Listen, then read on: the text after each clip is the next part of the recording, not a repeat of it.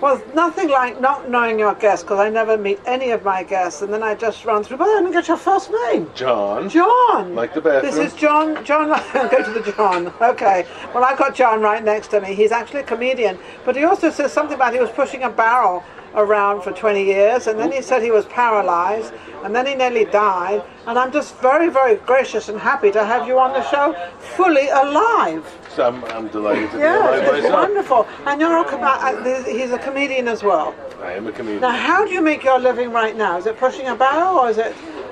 No, I'm semi-retired from construction. So And you were a construction worker. I was. So did you build houses or Skyscrapers. Skyscrapers. Casinos, yes, large buildings out of concrete for over 20 years. Wow. And it's brutal. Any hair in Vegas? Yes, the city center was my last big project. City Center. So he's part of City Center. No wonder you. My office was down in the basement there, yes. And so in the construction, I can't see you laying the stones. What did you exactly do? The last job I had was as an instructor. Instructor. Yeah, I taught safety. So, oh, really? Yes, If I remember rightly, there was a lawsuit going where somebody fell off. One of the Many people were hurt. yeah, somebody Killed. fell off, but there was this big lawsuit. A And I lot of remember, them, yeah, a yes. lot of them. Yeah, so they sent us in to teach OSHA classes, the safety 10-hour class. Safety car. And I trained 9,000 people in a matter of months. Wow, to make sure nobody else fell off the building. It stopped the day we got there. The accident stopped.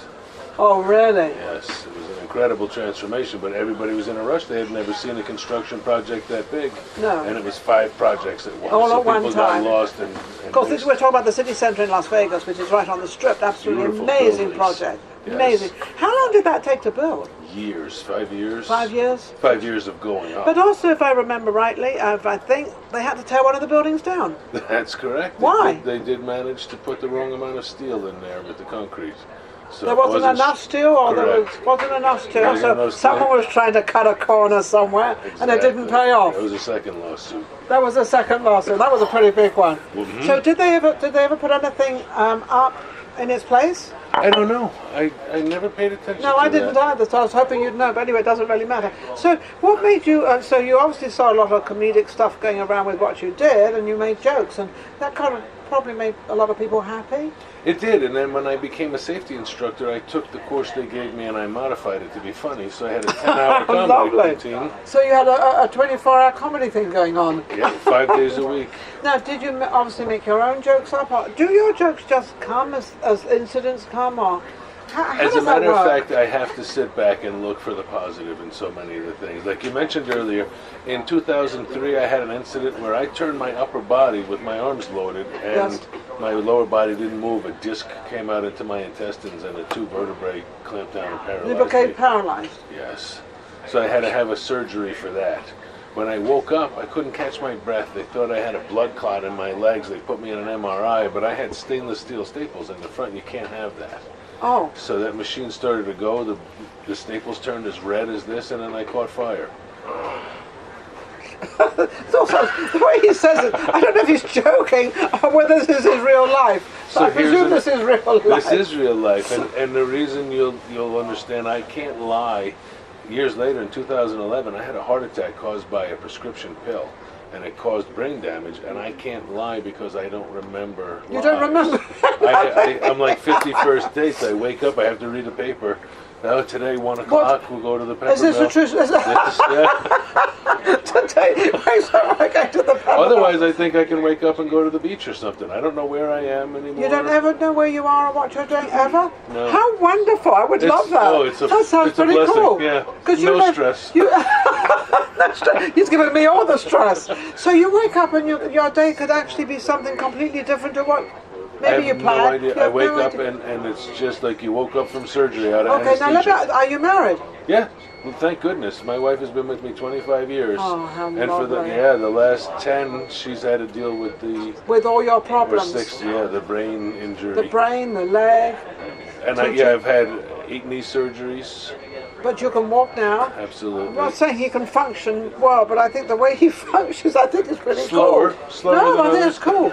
So where do you do comedy? I travel the world.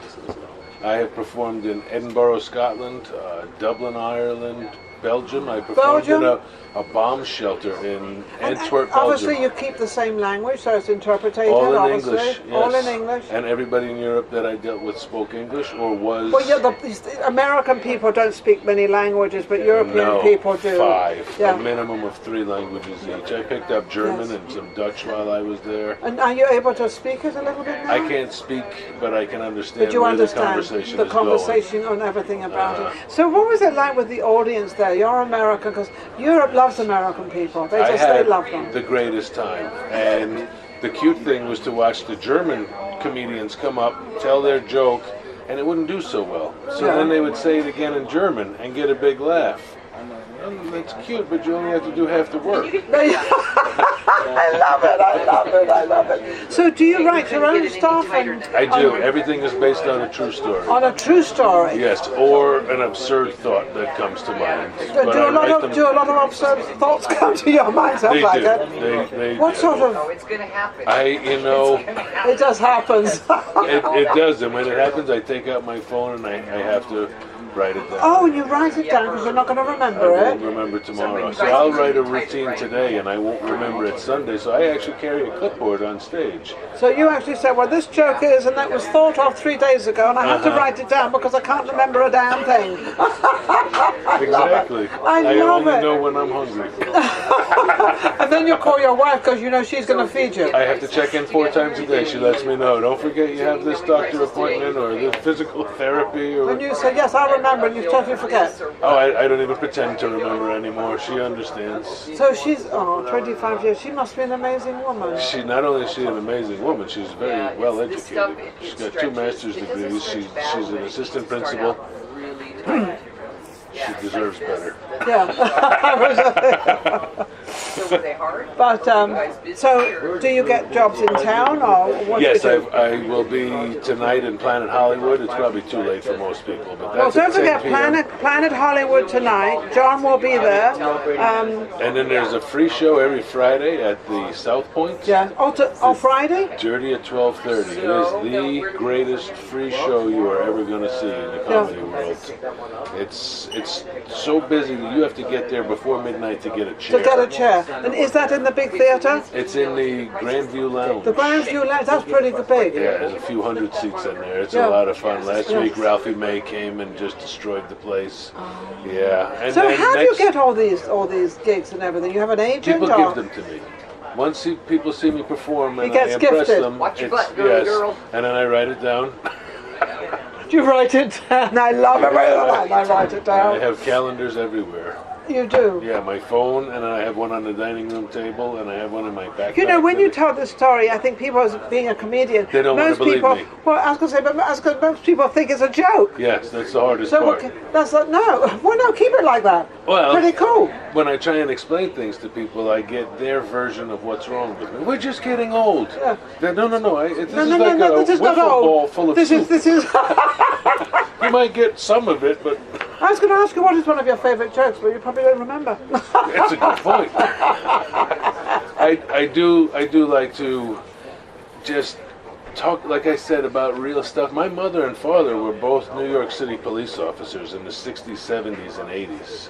Really? Yes, and you can imagine that a cop from the 60s, that's a whole different... Different time than today. Yeah, totally. absolutely. Much safer then. Yes. Much easier. Your policeman was respected.